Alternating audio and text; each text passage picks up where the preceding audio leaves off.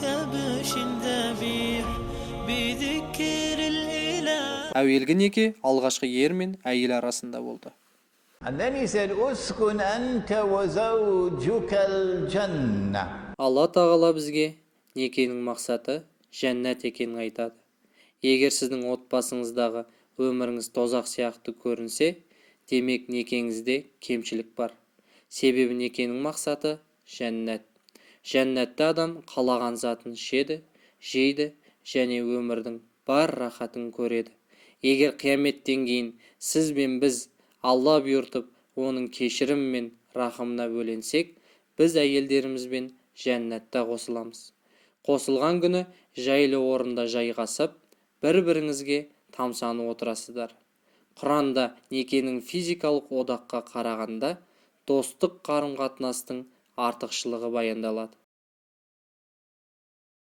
Бірақ некелік өмір тек жәннатта емес, осы өмірде де бізге бейбітшілік, қанағатшылық және бақыт әкелу керек. Аллаху субхана ва тағала Ар-Рум сүресінде некенің жәннатқа келетін жайын келесі аятта баяндайды.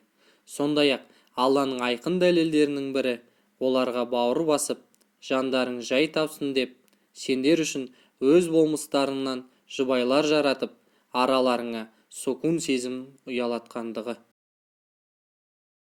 Сукун дегеніміз не? Өмірде ақшаға сатып алмайтын заттар бар. Әрине, Манхэттеннің банкерлері менімен келіспеуі мүмкін. Бірақ ақиқатына келгенде ақша бере алмайтын заттар бар. Және сукун осылардың бірі болып келеді. Сукун бұл татулық пен тыныштық. Сукун араларындағы сүйіспеншілік пен мейірім сезімі. Сіздің жүрегіңіз сукун халінде болады. Сондықтан сукун жәннаттың бөлігі. Міне некенің түпкі мақсаты осында.